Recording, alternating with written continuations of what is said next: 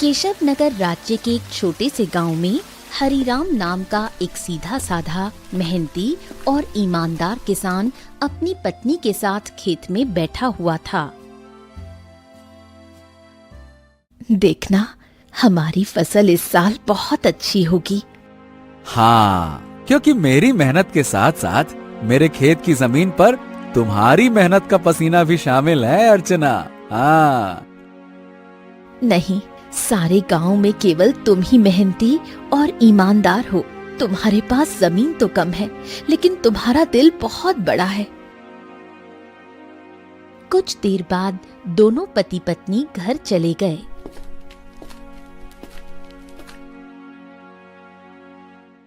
मैं तुम्हें एक बात बताना तो भूल ही गई, घर में लकड़ियां खत्म हो गई हैं।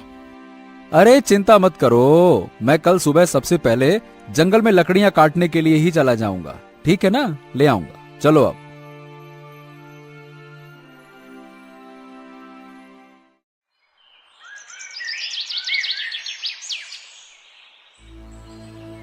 अगली सुबह हरिराम लकड़ियां काटने के लिए जंगल चला गया।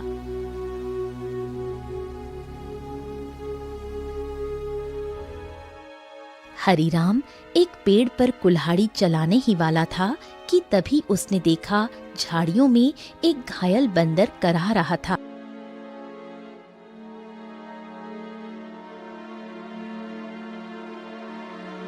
हे भगवान, बाप रे, इस बंदर को तो लगता है किसी ने बुरी तरह से घायल कर दिया है। जरूर किसी जंगली जानवर ने इसके ऊपर हमला किया होगा। बताओ भला, बेचारे का हाथ खून से भरा हुआ है। ओहो हो।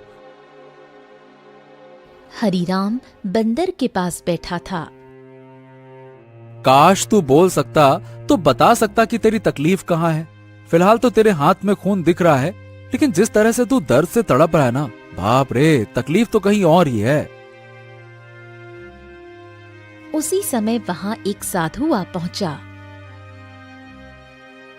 कौन हो तुम और बंदर से क्या बातें कर रहे हो? प्रणाम साधु महाराज, मैं तो बस लकड़ियां काटने के लिए जंगल में आया था। इस घायल बंदर को देखा तो इसके ऊपर तरस आ गया। लगता है किसी जंगली जानवर ने हमला किया है इसके ऊपर। देखिए ना, इसके हाथ से खून बह रहा है। लेकिन जिस तरह ये दर्द से तड़प रहा है, मुझे तो लगता है कि इसे कहीं और ही तकलीफ है। बहुत कम इंसान होते हैं जिनके मन में जानवरों के प्रति इंसानियत होती है। रुको रुको रुको। ओम। इतना बोलकर साधु मंत्र पढ़ने लगा। अचानक रंग बिरंगी किरणों से बंदर का जख्म सही हो गया। हाँ, अब ये बंदर तुम्हें बता सकता है कि इसकी तकलीफ कहाँ है। इतना बोलकर साधु वहां से चला गया। बंदर उठकर खड़ा हो गया।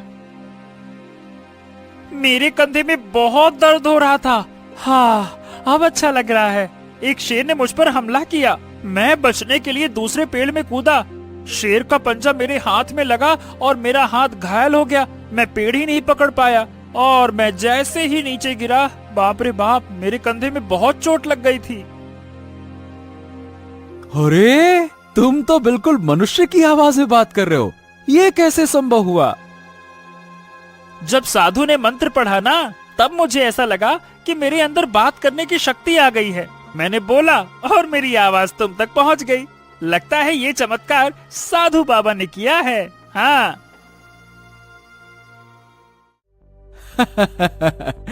अच्छा ये बताओ, तुम मेरे घर पे चलोगे? ओहो, अब तुमने मेरी जान बचाई है तो अब तो मैं तुम्हारे साथ ही चिपक गया हूँ। मतलब मैं तुम्हारे साथ ही रहूंगा। और क्योंकि मैं इंसानों की तरह बात करने लगा हूँ, तो मैं बंदरों से अब तो अलग हो गया हूँ ना। क्या करूंगा उन बंदरों के साथ रहकर? अब तुमसे बातें करूंगा जी भर के। चलो, तुम मेरा कोई अलग नाम भी रख सकते हो। बताओ बताओ, मेरा क्या नाम रखोगे? बड़े मजे की बातें करते हो तुम। चलो ठीक है, मैं तुम्हें आज से गोलू कह के पुकारूंगा। क्यों, कैसा नाम है? अच्छा नाम है ना? हाँ, अच्छा नाम है। चलो चलो चलो चलो, घर चलते हैं।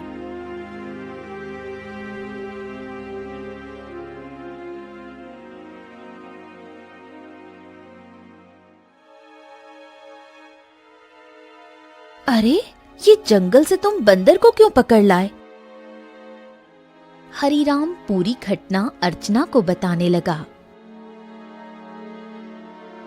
क्या क्या वास्तव में बंदर बात कर सकता है? अरे तुम स्वयं पूछ लो।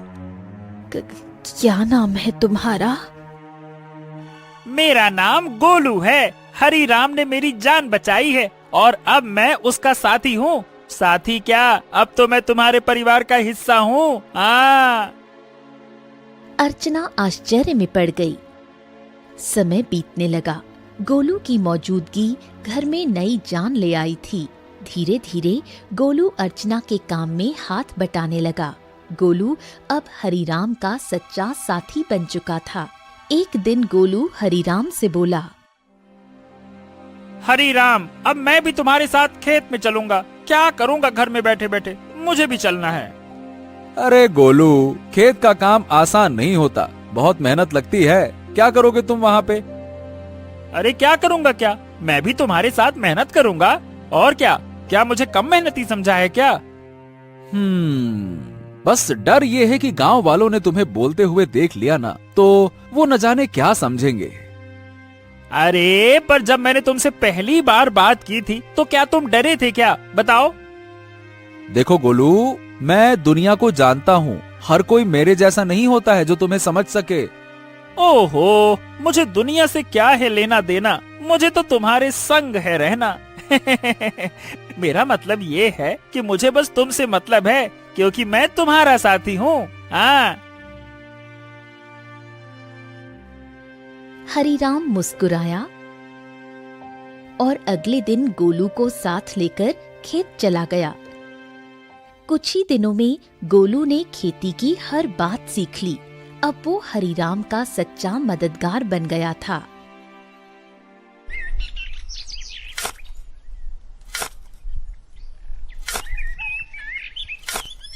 हरीराम, अरे आज की मिट्टी तो बहुत भारी लग रही है।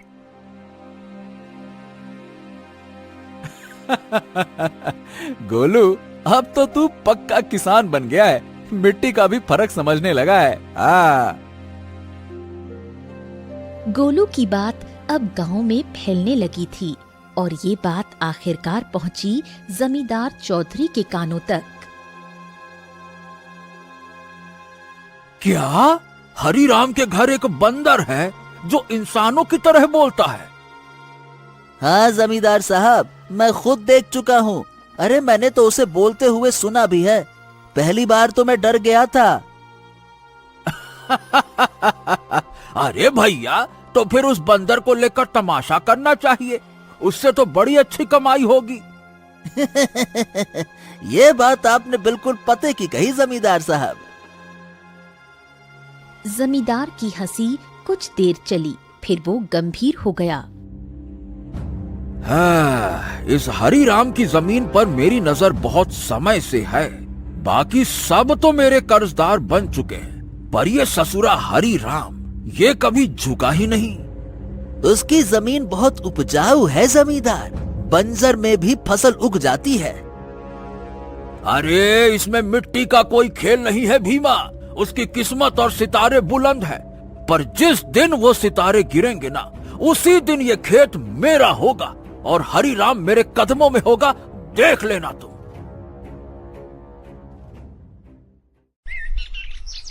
समय ऐसे ही बीतने लगा। एक दिन हरीराम और गोलू जब खेत से घर लौटे तो आंगन में बैठी अर्चना को देखकर दोनों के चेहरे पर चिंता की रेखाएं खिंच गईं। अरे अर्चना, क्या हुआ? ये कैसी खांसी है?